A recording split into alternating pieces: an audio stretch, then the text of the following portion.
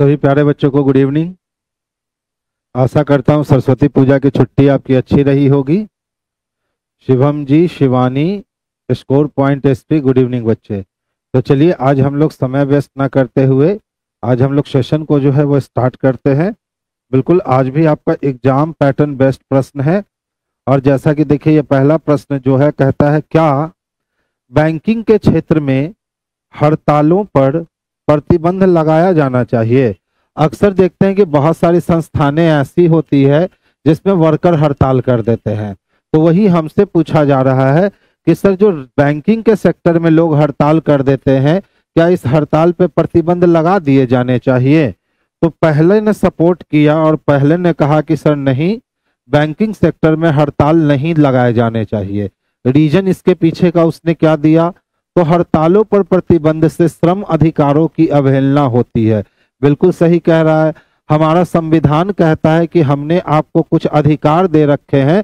हमारा संवैधानिक अधिकार है कि यदि आपकी मांग पूरी नहीं हो रही है तो आप वहां पे अपने आप को या अपने साथियों के साथ हड़ताल पे जा सकते हो।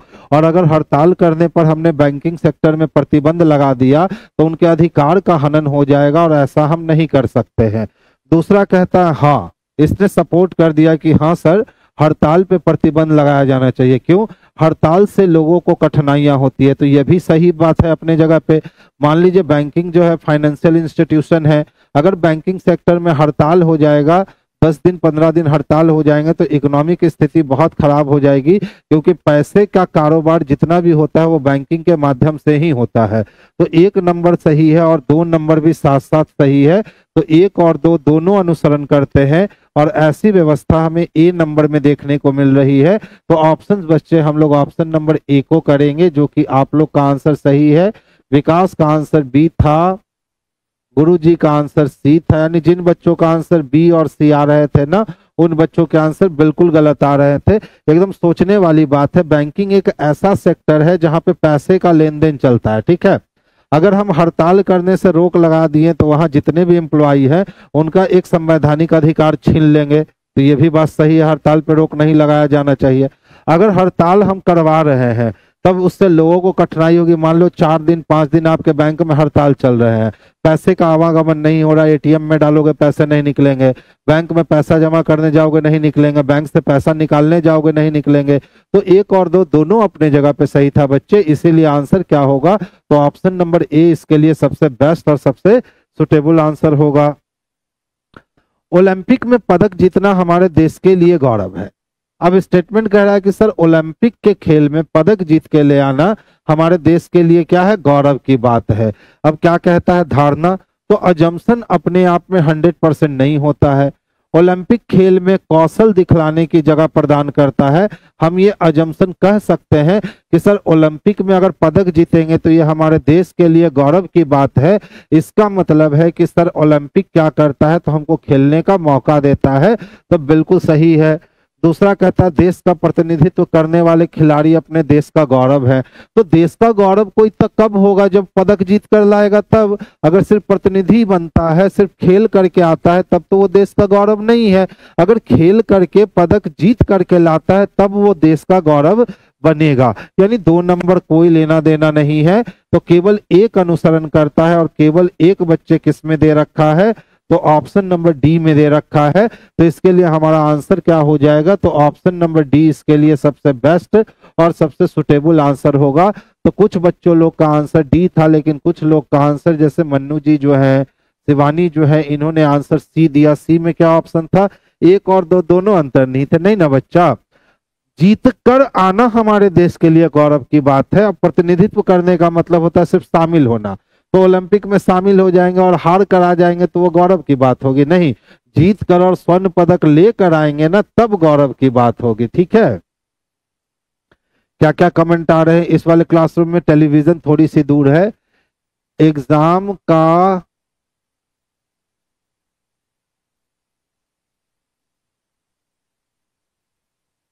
अच्छा, एग्जाम के दौरान मेरी वीडियो देख रहे हैं, बहुत बढ़िया बच्चे।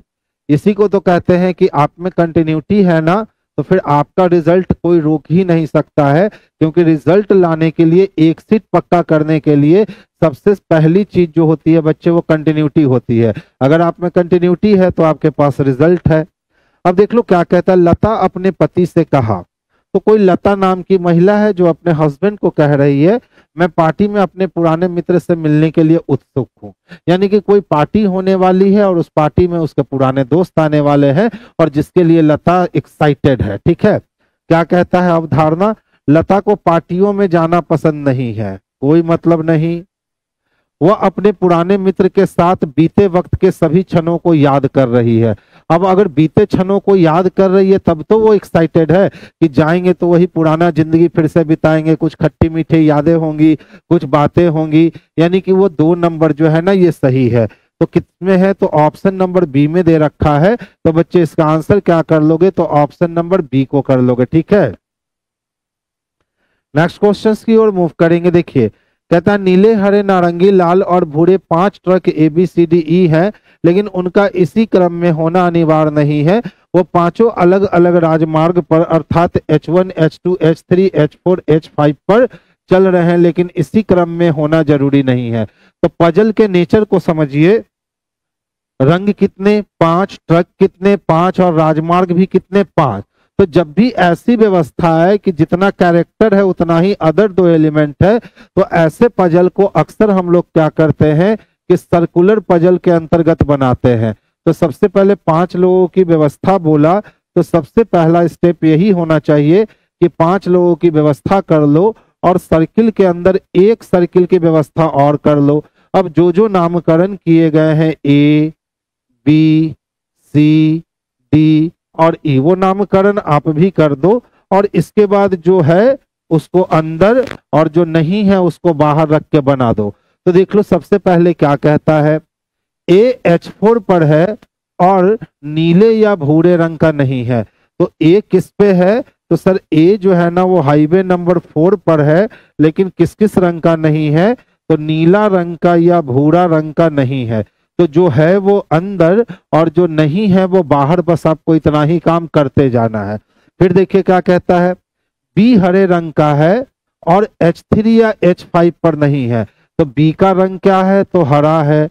और बी किस पे नहीं है, तो ना तो हाईवे 3 पे चलेगा और ना ही हाईवे 5 पे चलेगा, तो लिखकर काट लेंगे। आगे चलते हैं, सी नीले रंग का है और H1 पे नहीं चल रहा है। तो जो भी सी है वो किस रंग का है, तो नीला रंग का है और कहाँ नहीं चल रहा है, तो H1 पे नहीं चल रहा है। फिर कहता है कि डी H1 पर चल रहा है, जबकि डी की बात करें तो डी किस हाईवे पे चल रहा है, तो H1 पे चल रहा है और नारंगी या भूरे रंग का नहीं, यानी डी ना तो नारंगी रंग का हो सकता है और ना ही डी भूरा रंग का हो सकता है। लिखकर काट लो, आगे चल दो। ई H5 या H2 पे नहीं चल रहा, तो ई जो है वो H5 पर या H2 पर नहीं चल रहा, लिख करके काट लीजिए। अब पूछ रहा है कि सर बतला दो ई किस राजमार्ग पे चल रहा है, तो इसी को बच्चे क्या कहते हैं, तो इसी को पजल कहते हैं। ठीक है, तो ध्यान से समझिएगा, जितना काम करना था हमने कर दिया। अब जो सबसे नखरा दिखा रहा है ना, सबसे पहले उसको पकड़िए। तो ध्यान से देखिए, ये भाई साहब कहता है कि हम H5 पे नहीं चलेंगे और ये भी भाई साहब कहते हैं कि हम भी H5 पे नहीं चलेंगे। तो ये वाला शख्स और ये वाला शख्स H5 पे चलेगा नहीं, और ये दोनों बता दिया है कि हम किस पे चलेंगे, तो H5 पे सी को चलना पड़ेगा। अब देख लो, H3 पे चलने के लिए बी ने मना किया, तो H3 पे बी को चलना पड़ेगा। अब बच गया बेचारा H2, तो H2 यहाँ आ गया और अरेंजमेंट अंदर वाला कंप्लीट। अब बाहर वाले का देखिए, डी ने कहा कि सर हमको भूरा रंग नहीं पसंद है, ए ने भी कहा भूरा रंग पसंद नहीं है। तो इन दोनों भाई साहब को भूरा रंग पसंद नहीं है और ये दोनों बता चुके हैं कि कौन सा रंग लेना है। इसका मतलब इसको कैसा रंग मिलना है, भूरा। अब नीला रंग इसको नहीं पसंद है, तो नीला रंग डी ले लेगा, और नारंगी रंग डी को नहीं पसंद है तो नारंगी रंग ए ले लेगा, और अरेंजमेंट हमारा एक अटेम्प्ट में बन करके तैयार हो जाएगा। अब प्रश्न क्या पूछा गया है, ई किस राजमार्ग पे चल रहा है, तो ई सर H3 पे चल रहा है, और H3 किस में दे रखा है बच्चे, तो ऑप्शन नंबर सी में दे रखा है। तो आंसर हमारा ऑप्शन नंबर सी हो जाएगा। अब सोचिए, इस लेवल का क्वेश्चन जो है वो ग्रुप डी में दिया गया है। ठीक है, नेक्स्ट क्वेश्चन की ओर मूव करेंगे। एक्स वाई और जेड तीन वस्तुएं हैं जिनकी आकृति त्रिभुजाकार, वर्गाकार और पंचभुजाकार है। ये लाल, हरे और नारंगी रंग की है। ये सोना, चांदी और कांस्य नामक विभिन्न सामग्रियों की बनी है। तो कितनी वस्तुएं हैं? तो तीन वस्तुएं। कौन कौन है? तो सर एक्स है, वाई है और जेड है। अब देख लो क्या कहता है। एक्स लाल रंग की है लेकिन वर्गाकार नहीं है, तो एक्स का रंग कैसा है? तो रेड है। लेकिन एक्स कैसा नहीं है? तो वर्गाकार नहीं है। आगे चलिए। वाई चांदी से बनी है। अगर वाई की बात करें तो कलर तो नहीं मालूम है, लेकिन यह मालूम है कि वाई चांदी की बनी है, लेकिन हरे रंग की नहीं है। लेकिन ये किस रंग की नहीं है? तो वाई हरा रंग का नहीं है। तो तीन ही रंग था ना, देख लो, लाल, हरा और नीला। तो जब ये लाल बता दिया, ये हरा नहीं होगा, तो हरा किसको होना होगा? जेड को। यानी वाई को कौन सा रंग मिलने वाला है? तो नीला रंग मिलने वाला है। आगे चलिए। एक्स कांसे की बनी है। अब एक्स किसका बना है? तो एक्स जो है ना वो कांसा का बना है। तो सोना, चांदी, कांसा था, यानी कि जेड जो है वो किसका बना होगा? तो सर सोना का बना होगा। अब कहता है और दो का आकार पंचभुजाकार है। दो नहीं, ये जेड है। दो नहीं, ये क्या है? जेड है। तो जेड का आकार क्या है? तो पंचभुजाकार है। यानी जेड जो है ना बच्चे, ये पंचभुज आकार का है। तो बताइए, जब वर्गाकार ये न है तो वाई वर्गाकार होगा। अब एक बच गया ट्रायंगल, ये हो गया। अब कहता है जेड किस सामग्री से बनी है? तो जेड बच्चे सोना से बनी है। और सोना किस में है? तो ऑप्शन नंबर ए में है। यानी मिलाजुला कर कह सकते हैं कि सर अच्छी क्वेश्चन थी। थोड़ा सा अगर सावधानी हटती तो दुर्घटना घटती, और सावधानी नहीं हटी तो हम लोग एक अटेम्प्ट में ऐसे क्वेश्चंस को सॉर्ट आउट कर सकते हैं। नेक्स्ट क्वेश्चंस की ओर मूव करेंगे। अब देखिए, पीला, सूर्य और रंग, ठीक है। तो पीला जो होगा वो रंग होगा। तो ये पीला है, ठीक है, ये क्या है? पीला है। और ये क्या है? तो रंग है। और सूर्य बिल्कुल अलग हो गया। अब ये मत समझ लेना कि सूर्य का रंग पीला होता है, क्योंकि सूरज जैसे जैसे नजदीक जाओगे ना वैसे वैसे लाल दिखेगा, और जैसे जैसे दूरी बनाओगे उसका कलर जो है ना वो चेंज होता रहेगा, क्योंकि सूरज में 6 डिग्री सेल्सियस से ऊपर तक हाइड्रोजन और हीलियम गैस जलते हैं, जिसके कारण वो लाल दिखेगा। ठीक है, तो ये क्या हो गया आंसर? तो सी नंबर इसके लिए सबसे बेस्ट और सबसे सुटेबल आंसर हो गए। नेक्स्ट क्वेश्चन की ओर मूव करूंगा। पहलवान, मुक्केबाज और योद्धा। तो देखिए, इसके लिए सबसे अच्छा वेन हमारा ये होगा। ठीक है, ये पूरा क्या है? तो योद्धा है। पहलवान भी एक प्रकार का योद्धा होता है, और मुक्केबाज यानी बॉक्सर भी एक प्रकार का योद्धा होता है। तो आंसर क्या हो जाएगा? तो ऑप्शन नंबर बी जो है ना बाबू, यही इसके लिए बेस्ट और सबसे परफेक्ट आंसर होंगे। अच्छा, पहले 1 2 वाले बच्चे देख लो, फिर वेन डायग्राम वाले बच्चों से बात करेंगे। तो देखिए, कहता है सर कोई भी कवर्ड मेज नहीं है। ठीक है, तो देख लो, कवर्ड यहाँ 1 रुपया रखे हुए और कवर्ड ने मांग लिया 2 रुपया, गलत हो गया। कुछ कवर्ड मेज नहीं है, तो मेज ने मांगा 2 रुपया, मेज को 2 रुपया मिल जाएगा। अलमारी 2 1 में मिलवाने को तैयार है, यानी सही हो गया। कुछ बेड अलमारी है। अब देखो, बेड जानता है मेज को, मेज जानता है अलमारी को। एक पॉजिटिव है, एक निगेटिव है, तो निगेटिव बन जाएगा, यानी तीसरा गलत हो गया। अब पहले में कवर्ड और मेज है और तीसरे में बेड और अलमारी है, तो दोनों में सेम एलिमेंट है नहीं, तो इधर और सोचेंगे नहीं, यानी केवल 2 अनुसरण करता है, जो बच्चे ऑप्शन नंबर सी में स्पष्टता देखने को मिल रहा है। वेन डायग्राम वाले बच्चे समझेंगे। देखिए, जितना भी बेड था ना, ये सभी का सभी बेड क्या थे? तो सर मेज थे। और कोई भी मेज क्या नहीं था? अलमारी नहीं था। और फिर कहता है कुछ अलमारी क्या थे? तो कबर्ड थे। कुछ अलमारी जो थे वो क्या थे? तो कबर्ड थे। बन गया। अब कहता है कोई भी कबर्ड मेज नहीं है। तो देख लो, अगर कबर्ड और मेज की बात करें तो इन दोनों के बीच 50% वाली दुश्मनी है, और जब भी 2 वेन डायग्राम के बीच 50% वाली दुश्मनी होती है तो वहां कोई नहीं वाला कॉन्सेप्ट गलत हो जाता है। हमेशा याद रखोगे, जब भी 2 वेन डायग्राम के बीच 50% की दुश्मनी होगी, यानी पूरे गोले की दुश्मनी पूरे गोले से नहीं होगी, तो कोई नहीं वाला कॉन्सेप्ट गलत होगा। कुछ कीबोर्ड मेज नहीं है। तो देखिए, जो ये कबर्ड जो अलमारी के हिस्से में पड़ा हुआ है, और अलमारी का दुश्मन मेज है, तो कबर्ड के कुछ हिस्से का दुश्मन मेज होगा, जो कि 100% सही है।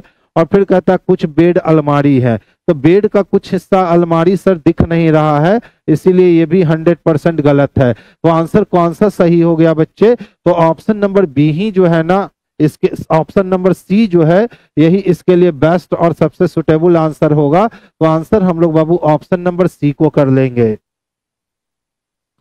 अच्छा देखो, कुछ जड़ें क्या है? पेड़ है। जड़ हमारा यहाँ है, पेड़ हमारा यहाँ है। पौधा से पौधा पॉजिटिव निगेटिव मिलेगा तो निगेटिव बन जाएगा, गलत हो गया। कुछ पौधे पेड़ है। अब देख लो, पौधा हमारा यहाँ है, पेड़ हमारा यहाँ, पॉजिटिव निगेटिव मिलकर निगेटिव बन गया। अब ना तो एक अनुसरण करता है और ना ही दो अनुसरण करता है, यानी ऑप्शन नंबर सी इसके लिए बेस्ट है। अब वेन डायग्राम वाले लोग देखेंगे, देखिए जितने भी पेड़ थे ना, ये सभी के सभी पेड़ क्या थे? तो सभी के सभी पेड़ सर फूल थे। कहता है कोई भी फूल सर पौधा नहीं है, तो फूल की दुश्मनी किससे हो रखी है? पौधा से। अब कहता है कुछ पौधा जड़ है, और पौधा का कुछ हिस्सा क्या है बाबू? तो जड़ है। अब पहला कंक्लूजन कहता है कुछ जड़ पेड़ है, तो देख लो कुछ जड़ मुझे पेड़ दिख नहीं रहे हैं, गलत हो गया। दूसरा कहता है कुछ पौधे पेड़ हैं, कुछ पौधा पेड़ दिख नहीं रहा है, गलत हो गया। इसका मतलब है ना तो एक अनुसरण करने वाला है और ना तो दो अनुसरण करने वाला है। तो आंसर हमारा क्या होगा? तो ना तो एक ना तो दो। अच्छा, आज हम बहुत दिन बाद क्लास ले रहे हैं? बिल्कुल नहीं, पूजा की छुट्टी दे रखे थे। अब देखो, इसको कहते हैं अल्फा और सिंबल सीरीज, क्योंकि इसमें अल्फाबेट भी शामिल होते हैं और इसमें सिंबल भी होते हैं। बस जैसे कहा गया वैसे कर दो।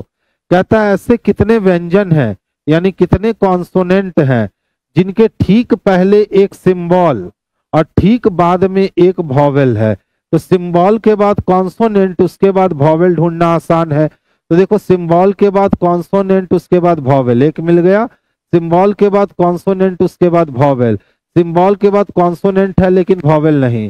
सिंबल के बाद कॉन्सोनेंट नहीं। सिंबल के बाद कॉन्सोनेंट, उसके बाद एक वॉवेल। सिंबल के बाद कॉन्सोनेंट, वॉवेल नहीं, नहीं। सिंबल के बाद कॉन्सोनेंट, उसके बाद वॉवेल, एक और मिल गया। सिंबल के बाद कॉन्सोनेंट, वॉवेल नहीं। सिंबल के बाद कॉन्सोनेंट, वॉवेल। सिंबल के बाद कॉन्सोनेंट, वॉवेल। सिंबल के बाद कॉन्सोनेंट, कितने मिले? तो 1 2 3 4, ये रहा हमारा 5 और ये रहा 6, यानी संख्या कितनी है? तो 6 है। 6 किसमें है? तो ऑप्शन नंबर डी में है। तो ये वाले टाइप के क्वेश्चन जो होते हैं ना, बेहद ही आसान होते हैं। आप आसानी के साथ इस क्वेश्चन को सॉर्ट आउट कर सकते हो। कहता है सर, दी गई अक्षर श्रृंखला का अध्ययन करे और पूछे गए प्रश्नों का उत्तर दे। कितने ऐसे व्यंजन हैं, यानी कितने ऐसे कॉन्सोनेंट हैं जिनके ठीक पहले एक कॉन्सोनेंट है और ठीक बाद में एक वॉवेल है? यानी वॉवेल के पहले दो कॉन्सोनेंट चाहिए, तो वॉवेल पकड़ना आसान। देखो, वॉवेल के पहले दो कॉन्सोनेंट नहीं, वॉवेल के पहले दो कॉन्सोनेंट नहीं, वॉवेल के पहले दो कॉन्सोनेंट है, वॉवेल के पहले दो कॉन्सोनेंट है, वॉवेल के पहले दो कॉन्सोनेंट नहीं, वॉवेल के पहले दो कॉन्सोनेंट नहीं। बस कितने मिले? तो दो मिले। ऑप्शन नंबर क्या हो गया? तो इसके लिए आंसर हमारा ऑप्शन नंबर डी हो गया। कोडिंग डिकोडिंग है, और जानते हैं कि कोडिंग डिकोडिंग का इस टाइप का प्रश्न जब शुरुआत में आया था तो बच्चों को डर लगता था इससे, लेकिन अब इसका कॉन्सेप्ट सबको पता चल गया है। तो अब ये बउआ का झुनझुना वाला काम हो गया। ध्यान से देखिएगा। पहला शर्त कहता है यदि दूसरा घटक एक विषम संख्या हो, तो देखो तो दूसरा घटक एक विषम संख्या है क्या? हाँ सर है। और अंतिम घटक एक सम संख्या हो, ये भी है। तो इन दोनों को एक दूसरे को कोड को आपस में बदल देना है, यानी 7 के कोड के जगह 8 का कोड लिखना है और 8 के कोड के जगह 7 का कोड लिखना है। तो 7 का कोड S है और 8 का कोड A है, यानी सेकंड पे A और लास्ट में S चाहिए। सेकंड पे A लास्ट में S है, इसमें नहीं है। सेकंड पे A बाकी में है। अब दूसरा पढ़ो। यदि तीसरा घटक एक सम संख्या हो जो कि नहीं है, तो ये फॉलो नहीं करेगा।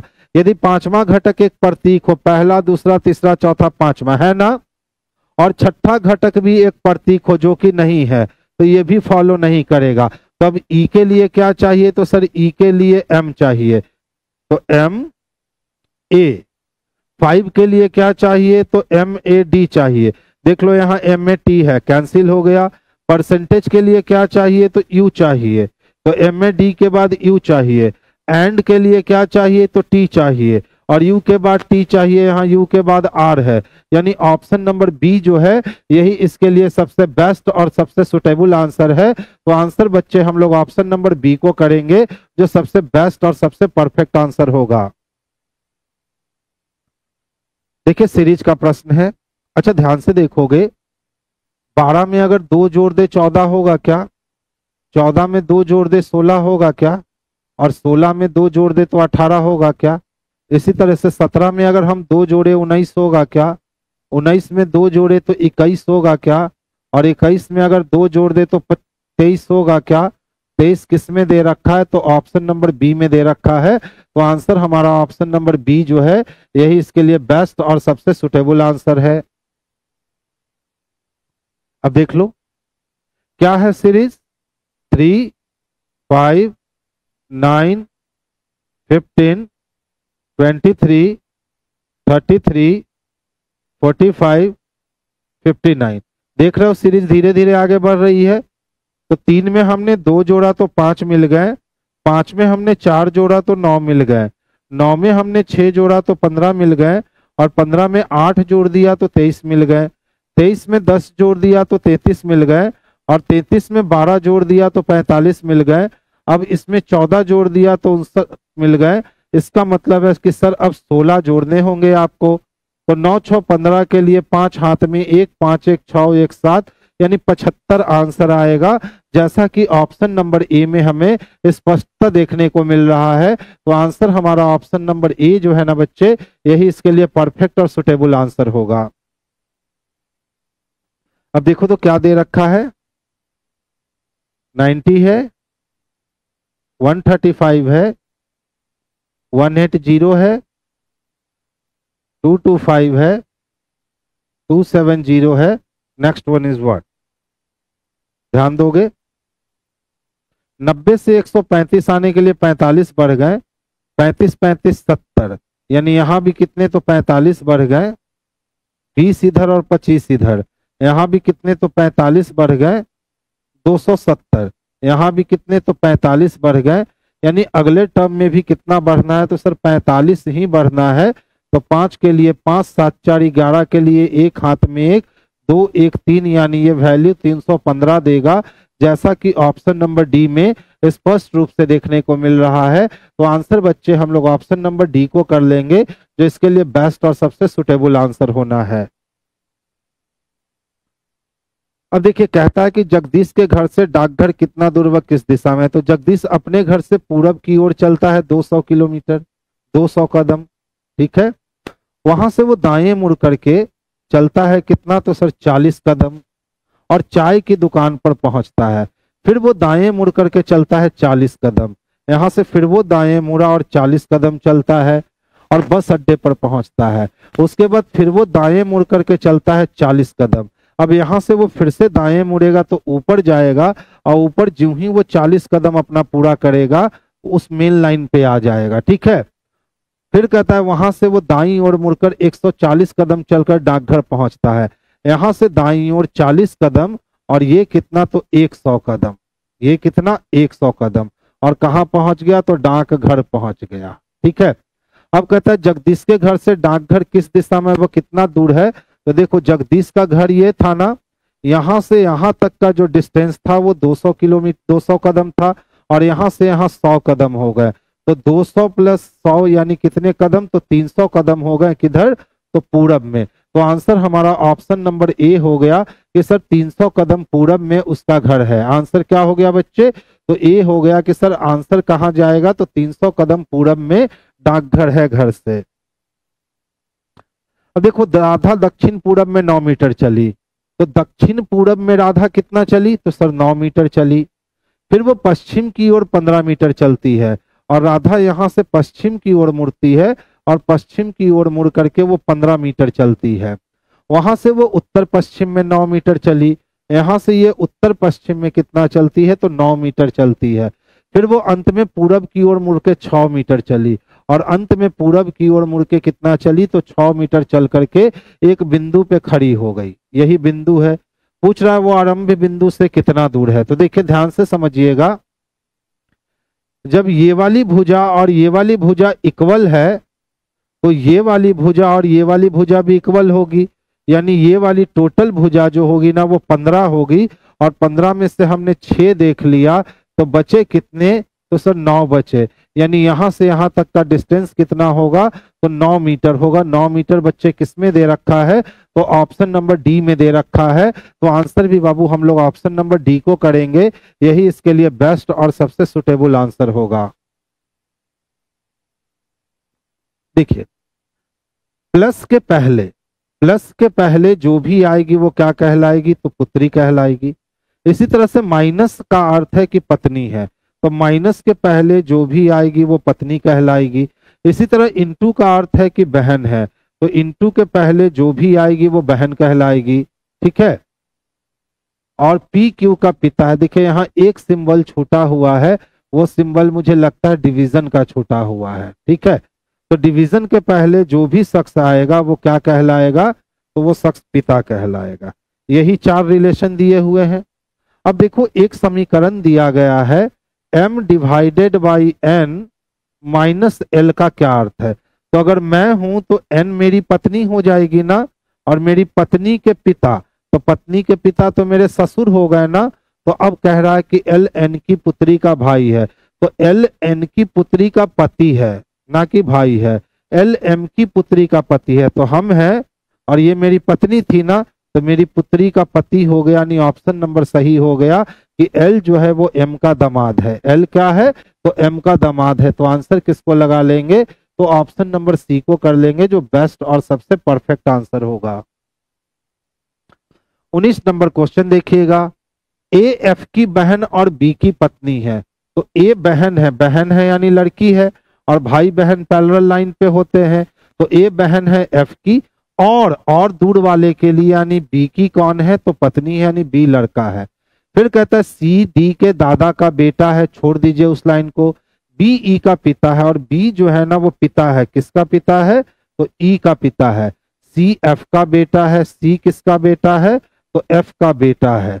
अब C D के दादा का बेटा है। अब C किसके दादा का बेटा है, तो D के दादा का बेटा है। इसका मतलब है कि D यहां होगा, और D के दादा का बेटा है C। अच्छा, D के दादा का बेटा है C, तो D का कोई दादा चाहिए। तो अब F लड़का भी हो सकता है या F लड़की भी हो सकती है, तब D का दादा हुआ और उसका बेटा है C, यानी C जो है ना D के दादा का बेटा, यानी C जो है वो D का पिता या चाचा होगा। आप पूछ रहा है A का C से क्या संबंध है, तो हम हो गए मेरे पिताजी की बहन हो सकती है या मेरे माँ की बहन हो सकती है। तो देखिए तो माँ की बहन भी दे रखा है और पिता की बहन भी दे रखा है, C F का बेटा है। तो देखिए दोनों ऑप्शन कारगर होंगे, माँ की बहन भी हो सकती है ये, और पिता की बहन भी हो सकती है। तो इस तरीके में पहले ऑप्शन में कौन आ गया है, माँ की बहन। तो आंसर हम लोग बी को लगाएंगे। ऐसा काम इसलिए हुआ क्योंकि ए एफ की तो बहन थी, लेकिन एफ लड़का था या एफ लड़की थी ये मुझे मालूम नहीं था। तो आंसर हम लोग किसको कर लेंगे, तो बी को कर लेंगे कि माँ की बेटी है कौन, माँ की बहन है कौन, तो ए। तो देख लो हम हो गए, मेरे पप्पा की बहन भी हो सकती है या मेरे माता की बहन भी हो सकती है, क्योंकि एफ लड़का है या एफ लड़की है इसका कंफर्मेशन नहीं है। तो जब भी दो दो ऑप्शन आपके आंसर बन रहे हो, तो जो पहले ऑप्शन में आ गया हो आप उसी को अपना आंसर बनाना। तो आप डी को आंसर मत बनाना, आप बी को आंसर बनाना, क्योंकि बी पहले प्रूफ हो गया है। क्यों ऐसा हुआ, क्योंकि एफ का मेल फीमेल मालूम नहीं चल पा रहा है। अब देखो ध्यान से, अल्कोहल को लिखता है 66, ALCOHOL है ना। तो 1 + 12 1 13 और 13 और 3 16 हो गए, 16 और 15 31 हो गए, 31 और 8 39 हो गए, 39 और 5 44 और 10 54 हो गए, और 54 और 12 66 हो गए। 54 और 12 कितने, तो 66 हो गए। अब इसी तरह से कहता है सर जूस को कैसे लिखोगे,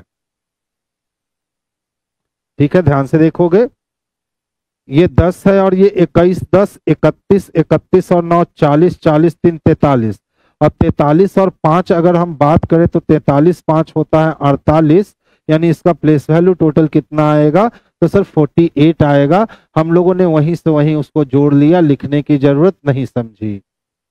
नेक्स्ट क्वेश्चन को देखिएगा। अब देखो, एल की अगर हम बात करें ना, तो एल का अपोजिट वैल्यू होता है ओ, और ओ का ही प्लेस वैल्यू होता है कितना, 15।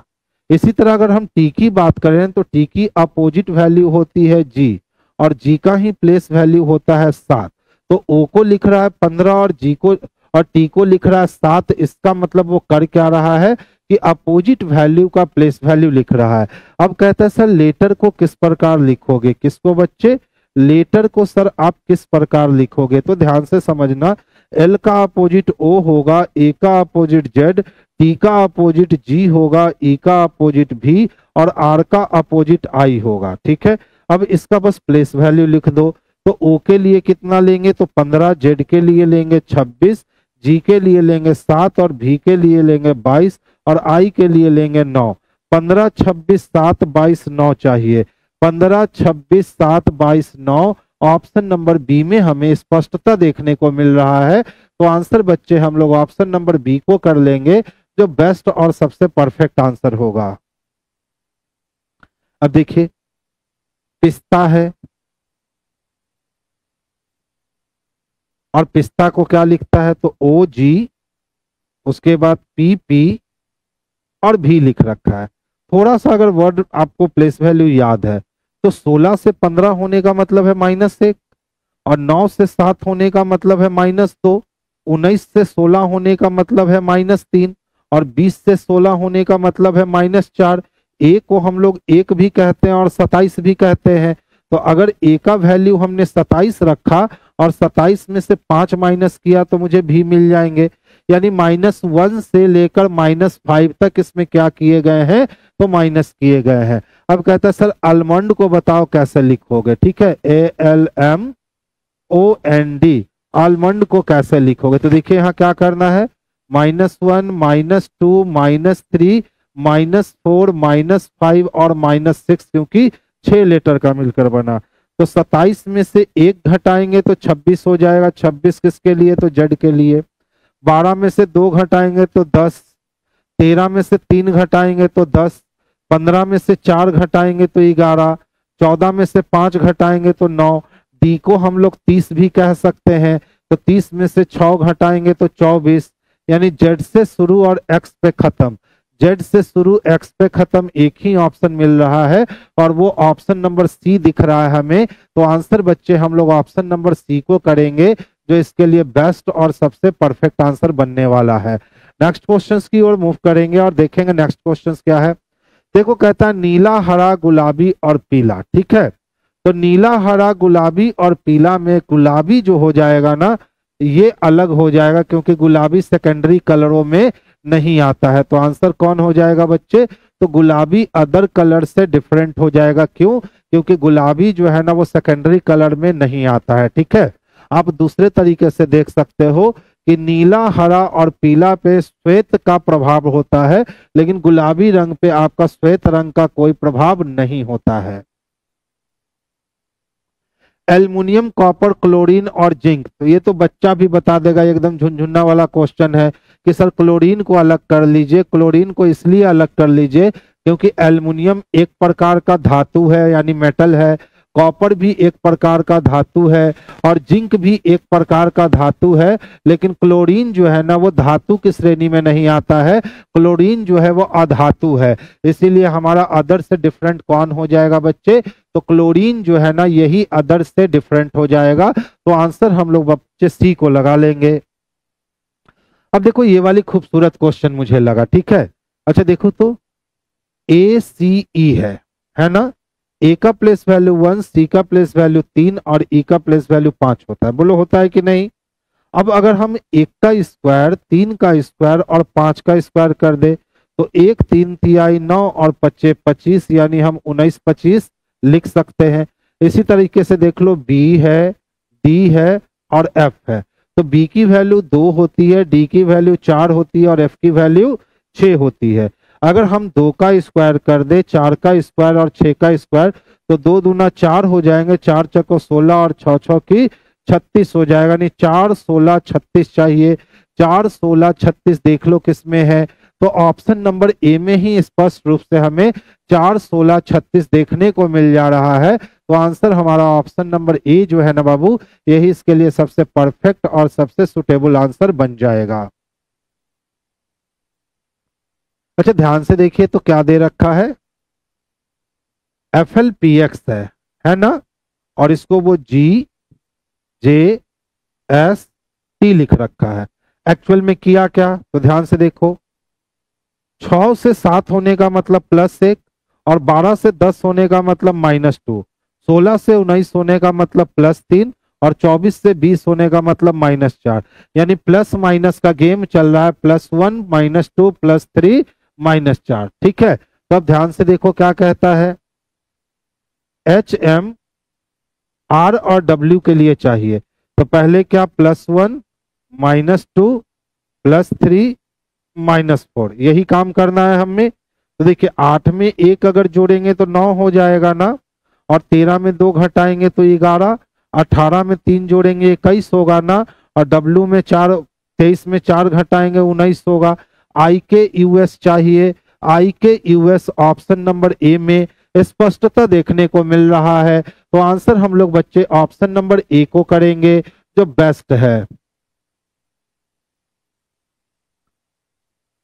तेजस क्लास 6 तारीख से ना स्टार्ट होने वाला है, इंट्रो क्लास लिए थे और कल से जो है ना उसकी जो है MCQ स्टार्ट हो जाएगी। तो उसमें क्या करूंगा ना कि प्रश्न के साथ ही लॉजिक बतलाऊंगा, ठीक है, यानी कि पहले लॉजिक नहीं, प्रश्न के साथ ही जिस प्रश्न में लॉजिक की जरूरत पड़ेगी उस प्रश्न की लॉजिक बतलाऊंगा, और जिस प्रश्न में लॉजिक की जरूरत नहीं पड़ेगी उस प्रश्न को ऐसे ही लेके जाऊंगा। तो कल से आपकी तेजस बैच आपकी ऑन टाइम स्टार्ट हो जाएगी, जिसकी समय है 3 से 4 बजे। ठीक है सर, बिहार SSC का एग्जाम कब तक होगा? बहुत जल्दी होगा बच्चे, पेशेंस रख लीजिए।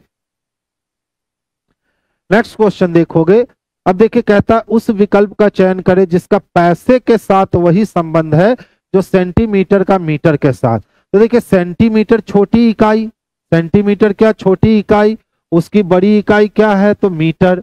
तो इसी तरह से पैसा क्या है तो छोटा इकाई, और पैसे का बड़ा इकाई क्या है तो रुपया। तो पैसे का बड़ा इकाई क्या है तो रुपया, तो आंसर हमारा हो जाएगा रुपया। आगे चले,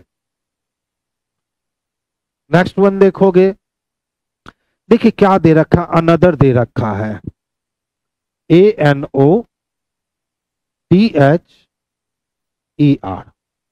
अब क्या कहता है, शब्द के सभी अक्षरों को वर्णमाला अनुसार व्यवस्थित किया जाए। तो अगर हम इसको वर्णमाला के क्रम में व्यवस्थित करेंगे तो सबसे पहले ए से बड़ा इसमें ई है, ई से बड़ा इसमें एच है, एच से बड़ा इसमें एन है, एन से बड़ा इसमें ओ है, ओ से बड़ा आर है, और सबसे बड़ा इसमें टी है। हो गया। इस प्रकार निर्मित शब्द में बाएं सिरे से चौथा अक्षर, तो बाएं सिरे से चौथा अक्षर एन है, और दाएं सिरे से दूसरे अक्षर, और दाएं से दूसरा अक्षर कौन है, आर है। दाएं से दूसरा अक्षर कौन है, आर है। तो बाएं सिरे से चौथा और दाएं सिरे से दूसरे अक्षर के बीच अंग्रेजी वर्णमाला श्रृंखला में कितने अक्षर होंगे? तो देखो, तो एन और आर के बीच में ओ होगा, और कौन पी होगा, और कौन क्यू होगा, तो OPQ होगा। यानी कि अंग्रेजी वर्णमाला में एन और आर के बीच में 3 ही अक्षर समाहित होंगे। यानी आंसर क्या हो गए, तो ऑप्शन नंबर सी इसके लिए सबसे बेस्ट और सबसे परफेक्ट आंसर हो गया। तो आंसर हम लोग ऑप्शन सी को करेंगे। अगर सावधानी हट जाती है ना, तो बच्चे यहाँ देखते हैं कि एन और आर के बीच में तो एक के अक्षर है, लेकिन उसने किसकी बात कर दी थी, तो उसने बात कर दी थी अंग्रेजी वर्णमाला श्रृंखला में कितने अक्षर होते हैं। तो एन और आर के बीच में ओ होगा, पी होगा, क्यू होगा, यानी OPQ, यानी 3 आंसर आने वाले हैं। तो आंसर हम लोग क्या कर लेंगे बच्चे, तो 3 कर देंगे। कहता अंग्रेजी वर्णमाला के 12वें अक्षर के दाईं ओर 8वां, तो आपको पता है ना कि 12वां अक्षर हमारा एल होता है और 12वां अक्षर एल लेफ्ट से ही होता है और उसके दाईं ओर 8 जाना है। तो एल प्लस 8 अगर करोगे तो टी हो जाएगा, क्योंकि वो 20 हो जाएगा। ठीक है, तो देखिए 12वां अक्षर कौन, तो एल। अब एल से राइट ये होगा और एल से लेफ्ट ये होगा, तो एल के बाद 8 अक्षर M, L, M, N, O, P, Q, R, S और टी। देख लो 1 2 3 4 5 6 7 8वां अक्षर टी मिलेगा। तो आंसर किसको कर लेंगे बच्चे, तो ऑप्शन नंबर ए को कर लेंगे। यही इसके लिए बेस्ट और सबसे सुटेबल आंसर है। हाँ जी बच्चे, तेजस बैच में क्यों नहीं पूरा कॉन्सेप्ट देंगे। यदि बाएं से दाएं बढ़ते हुए अंग्रेजी वर्णमाला के हर चौथे अक्षर को मिटा दीजिए, तो चौथा अक्षर को मिटाने का मतलब 4 8 12 16 20 24 हट जाएगा। इसका मतलब डी हट जाएगा, एच हट जाएगा, उसके बाद एल हट जाएगा, पी हट जाएगा, यू हट, टी हट जाएगा और एक्स हट जाएगा। यानी टोटल 6 अक्षर हट गए। अब कहता है सर दाईं ओर से बायां कौन। अगर ये अक्षर नहीं हटाते तब दाईं ओर से बायां कौन होता, तो 27 में से 5 घटाते तो 22 यानी भी होता। लेकिन भी तक आते आते एक्स तो हट जाएगा ना, तो एक और आगे बढ़ के यू हो जाएगा। तो यू किस में है, तो ऑप्शन नंबर डी में है। देख लो, दाएं से पहला अक्षर जेड होगा, दूसरा वाई, डब्ल्यू, एक्स, एक्स के पहले भी के पहले यू, यू के पहले टी। ठीक है, अब देखो 4 के टेबल वाले को हटाना था, यानी 24 को हटाना पड़ेगा। तो अगर 24 को हम नेगलेक्ट कर देते हैं तो राइट एंड से 5वां अक्षर पूछा था, पहला, दूसरा, तीसरा, चौथा और 5वां कौन हो जाएगा बच्चे, तो यू हो जाएगा। तो हम इतना मेहनत क्यों करें, हमने डायरेक्ट सोचा कि सर अगर मैं अक्षर नहीं हटाता और तब मैं दाएं छोर से 5वां अक्षर जाता तो सर क्या हो जाता, तो 27 में से 5 गया तो 22 हो गया। यानी अक्षर नहीं हटाता तो 22 होता। लेकिन 22 तक आते आते कौन सा अक्षर सर खत्म हो गया है, तो 4 का टेबल वाला एक ही शख्स है 24, यानी 24 सर खत्म हो चुका है। और जब 24 खत्म हो चुका है तो उससे एक आगे बढ़ना पड़ेगा। तो इसीलिए हम लोग कहाँ भी पे ना रुक करके किस पे रुक गए, तो यू पे रुक गए और अपना आंसर हम किस ऑप्शन में लगा लिए, तो ऑप्शन नंबर डी में लगा लिए। यानी थोड़ा सा अगर हम लोग दिमाग खर्च कर करके सिस्टम को अंजाम देंगे तो हम लोग बहुत आराम से और बहुत सटीकता के साथ हम क्वेश्चंस को सॉर्ट आउट कर सकते हैं। तो बच्चे ये था टोटल आज का कितना क्वेश्चन है, देख लो आज का 30 क्वेश्चन था। कल भी हम लोगों की मुलाकात होगी सेम टाइम पे सेम सेशन में, और कल भी हम लोग बेहतरीन 30 से 35 क्वेश्चन देखेंगे। अब पंकज जी का सवाल था कि सर 1 नंबर क्वेश्चन फिर से बतला दीजिएगा, ठीक है। तो बच्चे पंकज 1 नंबर क्वेश्चन देख लो बाबू। 1 नंबर क्वेश्चन में कुछ था ही नहीं। अब देखिए बैंक का काम क्या होता है, ध्यान से समझिएगा। बैंक का काम क्या होता है, हम अपना पैसा या अपना चेक जाते हैं और बैंक में दे देते हैं, बैंक उसको डिपॉजिट कर देता है। पैसे की जरूरत हुई हम बैंक के पास जाते हैं, बैंक हमको दे देता है। अब तो एटीएम वगैरह भी चल गए हैं, तो बैंक ना जाकर के हम अपना एटीएम कार्ड लगा देते हैं। तो फिर मास्टरमाइंड स्टार्टिंग टाइम बाबू 8 बजे से स्टार्ट होती है मेरी क्लास, तो एटीएम में जाते हैं पैसा निकाल लेते हैं। लेकिन क्या कभी सोचे हैं कि एटीएम में पैसा आता कहां से है? प्रत्येक दिन बैंक वाली गाड़ी आती है एक मैनेजर के साथ, कुछ गार्ड के साथ, और हर एटीएम में पैसा जमा करके जाती है।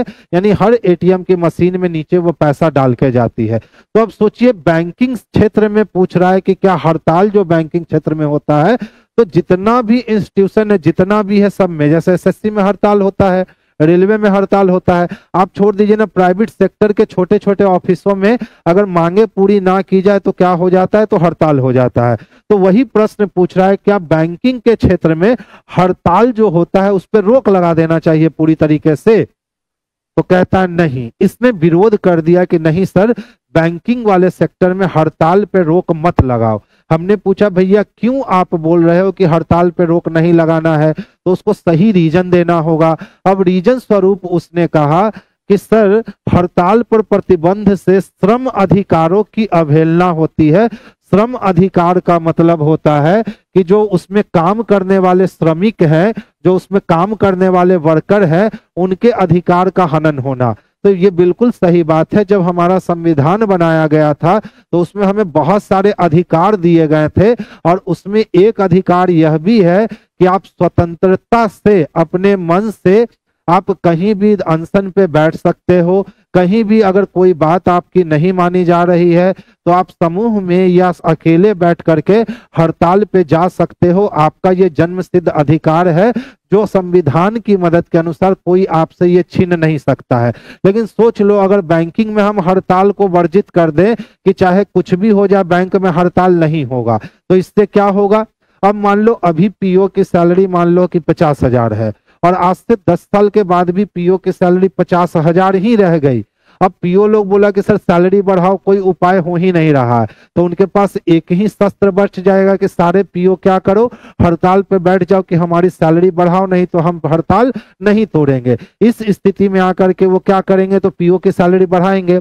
लेकिन अगर हमने ऐसा नियम बना दिया कि बैंकिंग सेक्टर में हड़ताल नहीं किए जा सकते हैं, तब उनका एक अधिकार हमने छीन लिया। अब उनका एक अधिकार जब हम छीन लिए कि आप हड़ताल नहीं कर सकते हैं, यानी कि काम को नहीं रोक सकते हैं, तब तो फिर भैया मजबूरी है ना कि जितना पैसा दे रहे हैं उतना में चुपचाप काम करना, तो बैंक छोड़ करके जा। ठीक है, तो वो मजबूर हो जाएंगे ना। वही कहता है कि आपके अधिकार का अवहेलना हो जाएगा। यही सही बात है कि अगर ऐसा हुआ तो उनके अधिकार का क्या हो जाएगा, अवहेलना हो जाएगा। और हमारा संविधान कहता है कि किसी भी सूरत हाल में मनुष्य का जो अधिकार मिला हुआ है उस अधिकार का हनन नहीं होना चाहिए। ठीक है, तो 1 नंबर बिल्कुल सही कह रहा है कि नहीं सर, बैंकिंग में हड़ताल पर प्रतिबंध नहीं लगाना चाहिए, क्योंकि अगर बैंकिंग में हम हड़ताल पर प्रतिबंध लगा दिए तो संविधान के अनुसार मजदूरों का हनन होने लगेगा, वर्कर का हनन होने लगेगा, उनके अधिकार क्षेत्र का हनन होगा। और कभी भी अधिकार क्षेत्र का हनन होगा तो हम वैसा कुछ भी काम नहीं करेंगे। इसीलिए 1 नंबर सही है कि हाँ सर, प्रतिबंध मत लगाइए। अब दूसरे नंबर को देखिए, इसने सपोर्ट कर दिया कि हाँ सर, हड़ताल पे रोक लगा देना चाहिए।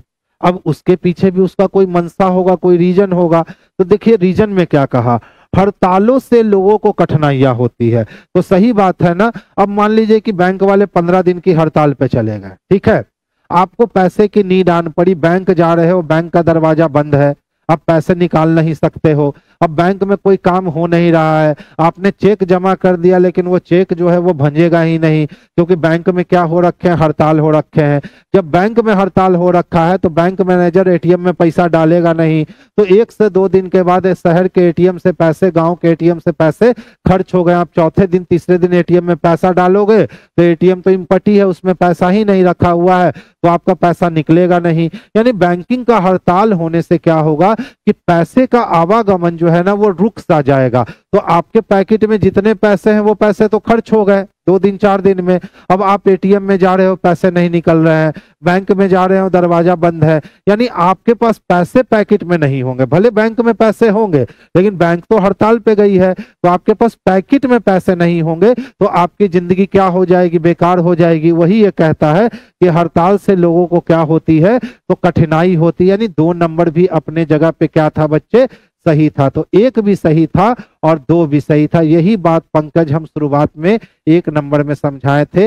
अगर आप थोड़ा सा ध्यान देते बच्चे तो एकदम आराम से समझ जाते, उसमें आपको कोई समस्या नहीं आती। ठीक है, तो चलिए आज की सभा हम लोग यही बर्खास्त करते हैं। कल फिर हमारी और आपकी मुलाकात होगी, और कल भी हम लोग 30 से 40 क्वेश्चन का बेहतरीन कॉन्सेप्ट के साथ अपना डिस्कशन ऑन रखेंगे, और ये सिलसिला यूं ही आपके एग्जामिनेशन तक कम से कम चलते रहेंगे। तो चलिए बच्चे, आज की सभा हम बर्खास्त करते हैं।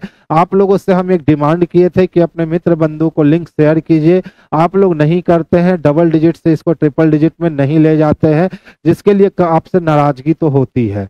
लेकिन चूंकि चलिए ये नाराजगी आप ही से हम कर सकते हैं, क्योंकि मेहनत भी हम आप ही के ऊपर कर रहे हैं, तो मैं बार बार कह रहा हूं कि उसको डबल डिजिट से ट्रिपल डिजिट में लाइए कंटेंट व्यूअर्स को, तो फिर अंदर से हमें भी इंटरनल एनर्जी मिलेगी और हमें भी बड़ा मजा आएगा। ठीक है, Chandan Kumar ji, good night sweet dream बच्चे। तो चलिए आज की सभा हम लोग बर्खास्त करते हैं। सभी बच्चे को गुड नाइट स्वीट ड्रीम। फिर कल मुलाकात होगी संध्या के 8 बजे।